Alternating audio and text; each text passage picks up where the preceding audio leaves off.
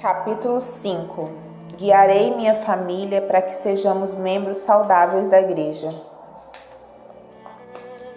Seu nome era Bob.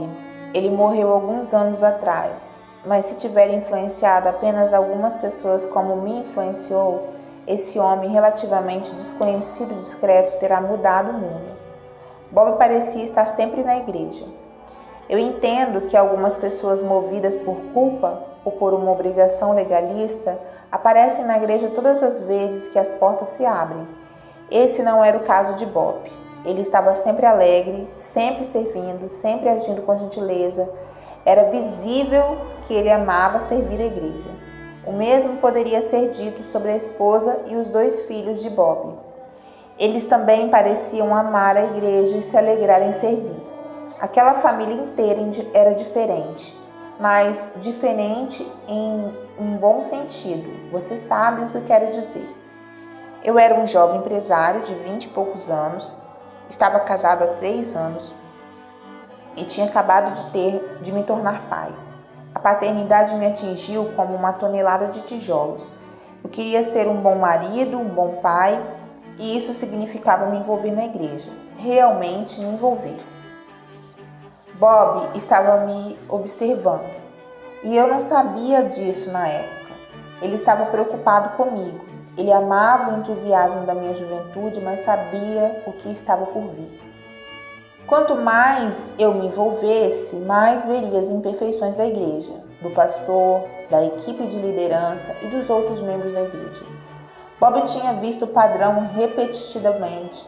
Anime-se em relação à igreja, envolva-se mais, descubra as imperfeições da igreja, desanime-se em relação à igreja e saia da igreja.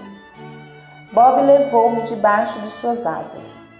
Quando eu começava a ficar irado, frustrado ou desanimado com alguma coisa na igreja, ele conversava comigo.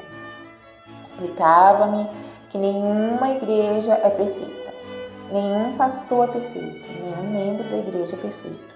Ele me lembrava gentilmente de que eu também não estava perto da perfeição. Ele me dizia que devemos encontrar nossa alegria em servir a igreja e as pessoas da igreja. Ao fazer parte da igreja, nosso objetivo não deve consistir em ver o que podíamos extrair dela. Ao fazer parte da igreja, nosso objetivo deve ser servir e cuidar das outras pessoas. Nossa perspectiva deve ser sempre dar, não receber. E se alguém fizer algo que nos desaponte ou nos frustre, essa é a maneira de Deus nos dizer para orar por tal pessoa. Bob me ensinou que jamais conseguiríamos alcançar a perfeição de Cristo, mas que poderemos nos esforçar para ser mais parecido com Ele. Ele me lembrava que Cristo morreu na cruz por pessoas que se rebelaram contra Ele. Por isso devemos ser capazes de amar aquelas pessoas na igreja que pareçam ser impossíveis de amar. Através da paciência dos ensinamentos bíblicos de Bob, aprendi a amar a igreja local. Aprendi a amar as pessoas apesar das suas imperfeições. Bob me ensinou a olhar para a trave que está no meu olho, minhas próprias imperfeições, antes de julgar o argueiro que está nos olhos das outras pessoas. Mateus 7, 3, 5. Eu gostaria que meus pais tivessem me ensinado a amar a igreja local.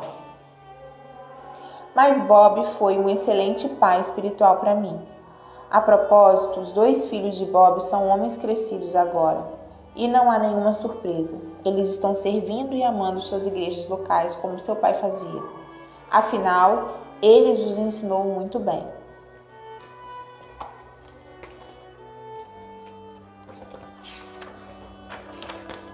A igreja e a família. Não surpreende que as escrituras nos ensinem que as famílias são análogas à igreja. Paulo escreveu a seguinte palavra em Efésios 5, 22 a 26. Vós, mulheres, sujeitai-vos ao vosso marido, como ao Senhor, porque o marido é o cabeça da mulher. Como também Cristo é a cabeça da igreja, sendo ele próprio o Salvador do corpo. De sorte que, assim como a igreja está sujeita a Cristo, assim também as mulheres sejam em tudo sujeitas ao seu marido. Vós, maridos, amai a vossa mulher, como também Cristo amou a igreja, e a si mesmo se entregou por ela, para a santificar, purificando com a lavagem da água. Em seguida, nos versículos 32 e 33, Paulo deixaria clara a relação que existe entre a igreja e a família.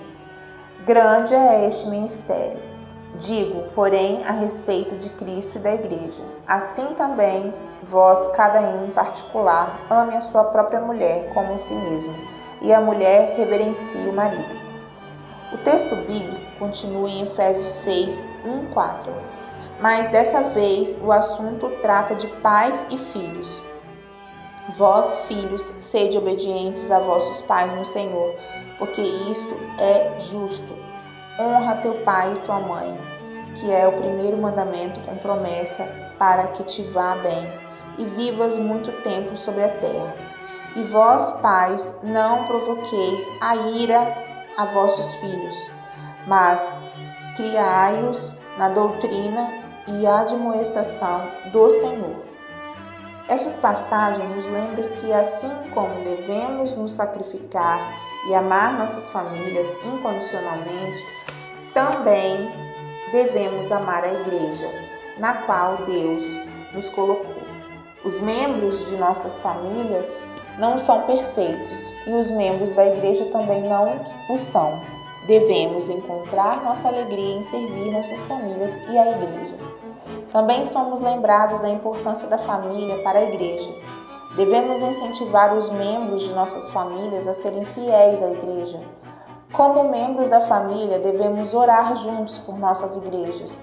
Na verdade, assim como devemos nos esforçar para amar nossa família de modo mais profundo, também devemos exortar nossos familiares a amarem a igreja de modo mais profundo.